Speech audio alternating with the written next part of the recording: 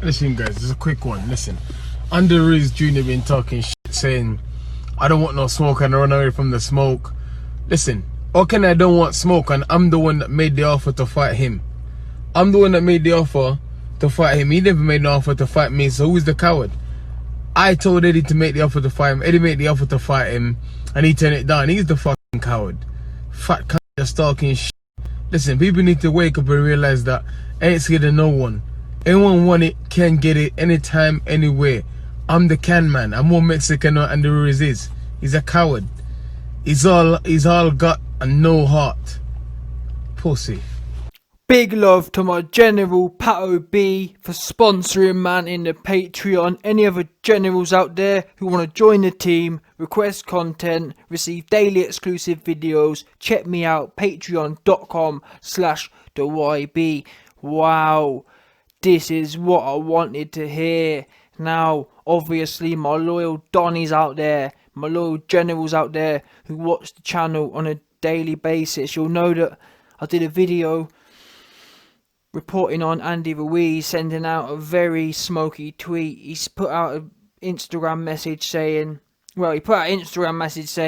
I'm tired of chasing Dillian Whyte around. Dillian Whyte don't want it, so I'm moving on. But he didn't leave it there. He also plugged a picture of Dillian Whyte being slumped by AJ. Now, at the time I reacted to that video and I somewhat sat on the fence, although in my conclusion I concluded that I was siding with Dillian Whyte on the basis that he's the one who sent the offers. However, what I did say was that I'd like to hear some specifics come from Dillian Whyte, because that there's proof. And Tutus, we got them specifics. Now, shout out to Sporting Icons, because obviously he's got the Dillian Whyte link, and Dillian Whyte told him that, number one, he offered him £2 million in the UK, or number two, the Zone offered $5 million in the US, so boom, the YB's got what he requested. But Dillian Whyte, the Don, Dillian, the cheek snatcher Whyte, didn't stop there. He then posts up on the gram and goes all the way in. Now, obviously, your boy the YB had to protect his monetization, so I had to blank out the swearing. But trust me, it was smoky. Dillian Whyte was using the C word. He was using the C word. He was using all kind of profanities. I heard for the first time in a long time, I heard the Roadman coming out of Dillian Whyte, and I liked it, because I talked about how Andy Ruiz sent a smoky response. You'll notice though, whenever Andy Ruiz sends a so-called smoky response, he don't do it via video message, because he can't. Because if he was, he'd be like this. I like pizza. My name's Andy Ruiz. Do you remember when? Let's get it right. The reason Andy Ruiz don't do no video messages is because the YB shut him down. Do you not remember that? There's one. The first and last time Andy Ruiz tried a video message, it was this one. Anthony Joshua. It's gonna be on my terms. We got lawyers on it. Anthony Joshua. Pizza. Burgers. Al Hammond. It's gonna be on my terms. And after I did that and put it out to the internet and bodied him, that was it. My man was done. He didn't want to be on no more. He didn't want to be caught slipping on no more IG. And that's why now he can only be on a text message, because he don't want to come on the video. Because if he comes on the video, he gets shut down by the YB, no doubt. So that's why I gotta give full props to Dillian Whyte, because not only did Dillian Whyte shut down Andy Ruiz's feeble attempt factually with the £2 million offer in the UK and $5 million offer in the US, he also shut him down verbally. Came out on the IG and dropped that Roadman, dropped that patois on him. No joke, went all the way on, roasted him up. Yeah, and I can't lie that I was sitting back. It's Sunday, obviously. Like, my man's sitting back thinking about Sunday lunch. Next thing I know, I start smelling some roasted pork. I start smelling some sweet roasted pink pork. And I thought, what's that smell? Anyway, Tutus, I go to the oven. There ain't nothing in the oven. So I go on, I think, wait there, what's something like, how come I can smell roasted pork? Tutus, I go online and I see Dillian Whyte roasting him up nicely. And I thought, oh, that's what it was. It was Dillian putting putting Porky in the oven, putting him deep in there. But I have got to be a bit critical of Dillian though. Dillian, man, if you're gonna next time you're gonna roast someone, at least give the YB a bit of a notice, because I started smelling things. I started getting, my mouth started watering, thinking that's some sweet ham and honey glazed gammon to be eaten on a Sunday. You can't do that kind of thing to man on a Sunday, you know. Not the honey glazed gammon. But anyway, listen, before I go, I'll say that that fight, obviously, as we've said before, would be a cracking fight. But this once again goes to prove that these man just don't want the smoke. They just don't want it. And it's a shame, because I thought Andy Ruiz was... Well, I didn't think. Andy Ruiz is... To be honest with you, I'm not being disrespectful here, but Andy Ruiz... Maybe if any Mexican people follow me here, maybe you can comment yourself, but I've always got the feeling Dillian Whyte called Andy Ruiz a fake Mexican. And I've got to be honest, I do feel... Genuinely, not being biased now, I do feel he's a bit of a fake Mexican. Not only because he left his hometown and has never been back, but mostly because what happened? He won the belts. Did he really even win the belts in Mexican style? Let's be real now.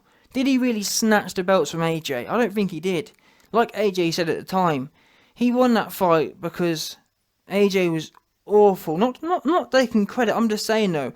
Did Andy Ruiz really win them belts? Like, he sat mid-range. He was happy just kind of sitting around. It just so happened that AJ was so bad that he won. See what I mean? He didn't really win them. For example, yeah. For Andy Ruiz to have beat AJ Mexican style, AJ would have been out of there in 3 rounds. That June 1st AJ would have been all the way up out of there within 3 rounds, wouldn't it? Let's be real now. Imagine if Andy Ruiz had come in, slipping, rolling, stepping in, banging shots, stepping out, stepping in. See what I mean? Throwing 60 shots around, wouldn't it? He'd have been out of there. Instead, Andy Ruiz came in and he was throwing less than the heavyweight average. And we know he's got really quick hands. So in my opinion, Mexican style's when you're on top of someone. You're not letting them breathe. The reason it took 7 rounds was because Andy Ruiz spent half of the fight, literally, letting AJ breathe. So in that respect, I'm sorry, I can't give him the Mexican accolade. 2-2, what else do we know? Ruiz wins the belts, fine. He goes away for 6 months. He comes in against AJ. What happens then? That whole 6 months he talked about, Mexican. And the reason I'm saying this, by the way, is not to disrespect Mexican, it's to actually give you man credit. I believe achieving the accolade of Mexican style, it's not enough just to be born, or it's not enough just to be genetically someone. It's more about a spirit, is it not? That's what I don't class Mexican as, oh, you popped out of this pom-pom. I class it as, I believe anyone can be Mexican style kind of thing. Yeah? And that isn't it. That December 7th wasn't it. Standing there and having your cunt punched right in for you ain't no Mexican style. Mexican style would have been, like I always say, to be honest, I'm not being funny here, the best Mexican style fighter today is Derek Chisora. That's the end of that.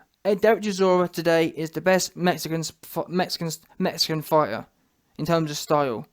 African style. And I'm not being funny, at the moment, African style is trumping Mexican style, and you can take it as you want. That's the current. If you can tell me someone who fights more ferociously than Derek Chisora, who's Mexican currently, I'll give you that. But there isn't. That's the bottom line. At the moment, African style is what's running things, and that's the end of it. And that's factual, by the way. But still, Andy Ruiz never in his career has actually shown this so-called Mexican style. What do we know? Look at the what's it called? Look at the Joseph Parker fight. Was that Mexican style? Sitting there and getting outboxed, really? Even though I thought he won the fight, but still, it wasn't Mexican style, was it? He weren't chin down and going for it. And to be honest, as an example, Canelo. Yeah, I think Kovalev was half paid off, but still, Canelo hunted Kovalev. Kovalev's a great boxer. Great jab. And what was... Did you see Canelo spending half the fight at mid-range? And actually, Canelo versus Kovalev is actually a similar fight to AJ versus Ruiz, because similar dimensions. AJ's the tall one, Kovalev's the tall one. The difference is Canelo got his high guard up and got on top of him. But Ruiz didn't want to do that. Ruiz just wanted to hang back and not get jabbed up. Canelo was prepared to have the eye guard up and take some shots.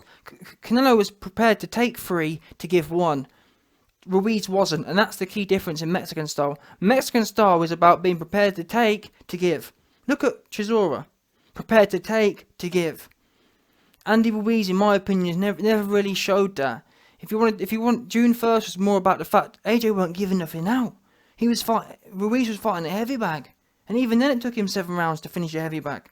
So when the reason this is relevant is the fact that Dillian Whyte said, "I'm more Mexican than you are," and today, I think Dillian Whyte is. And the crazy thing is, or the ironic thing is when Andy Ruiz posted the picture of Dillian Whyte being slumped by AJ, what do we know? Well, Andy Ruiz sits there laughing at Dillian Whyte getting beat by AJ, but number one, he went out on his shield, to his credit. What do we know? Andy, when you were getting your head jabbed off, when you was getting your cunt punch right in for you by AJ, you weren't prepared to go out on your shield. You weren't prepared for it to be AJ or you. You were just happy to lose on points and then cry afterwards about how you want a third fight. And that would have been Mexican style. If Andy Ruiz, had a march forward and got knocked out, and to be honest, for all we know, let's be real now, for all we know, we don't know. For all we know, if Andy Ruiz had actually had Mexican style, that Chisora kind of African style, and just go forward, chin down and swing, he might have been able to beat AJ on December 7th.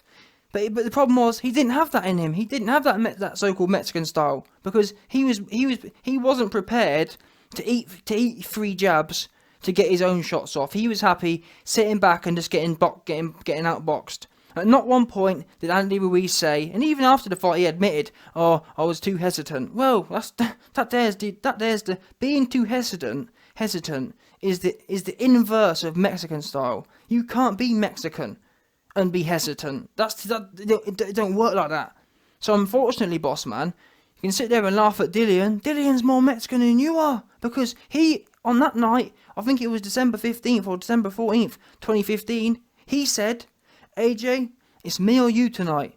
And that, you can respect that. The Mexican gods looked at Dillian Whyte and said, "You know what, Star? You're with us tonight." The African gods looked at Dillian Whyte and said, "You're with us tonight." I can tell you who the African and Mexican gods didn't look at and say, "You're with us tonight." Andy Ruiz on December 7th. So you can put that in your pipe and heat it. Bottom line. And the fact that we've heard again that PBC fight, we've heard about Charlo ducking, we've heard about Wilder ducking, we've heard about Ruiz ducking. There's a theme building up here. And I'm one of the cats who have been trying to tell you, man, for the longest time, the theme. They don't want it. All the PBC fighters, they give a good talk, and it's all same as Wilder. "Oh yeah, we want the fight," and then behind closed doors, not making no offers. Like Dillian Whyte says perfectly. Dillian Whyte is perfectly saying the right things. "I'm the one who sent the offer out. How can I be ducking when I sent the offer?" And it's same as Wilder. Wilder say AJ don't want it. Fury say AJ don't want it. But yeah, AJ's the one who's sending offers out. And I'm so glad that Dillian Whyte's adopted that method. And that's the method from now on. All matchroom fighters, all you need to say from now on, who sent the offer out? And that's the bottom line. No one can talk about ducking if you ain't sent no offers out. Yeah, and this is a consistent theme. PBC fighters talk about same as Charlo. "Oh mate, we the most feared. We the most ducked in the division." But yet you ain't sending no offers out. Being ducked, yeah. The definition of being ducked, or the definition of being avoided, is when you send something out. Because when you send something out, that is the entity which can be avoided. Someone can't avoid thin air. Deontay Wilder thinks thin air is avoidable. No, Deontay Wilder, a contract is avoidable. Yeah. An Instagram post talking about, "Yeah, man, there's $50 million in the bag." That isn't avoidable. That isn't avoidable either. You muppets. I tell you what is avoidable though. When Eddie Hearn rang you up and asked for a meeting and you said no, that's avoidable. Anyway, Ruiz, I kind of liked you initially, but you're turning out to be a PBC shill. You fired your trainer, and you're just another MK Ultra, Al Heyman kind of cat, man. Pull your finger out. No doubt you'll be fighting some bum like Brazil. No disrespect to Brazil, but Brazil's slow as molasses. It will be. Oh, to be fair, if the PBC is worth anything, they'll put Ruiz versus Ortiz on. If they put Ruiz versus Ortiz on, I'll tip my hat. But you know it ain't going to happen. It's going to be Ortiz versus some random useless dude and Ruiz versus some useless dude.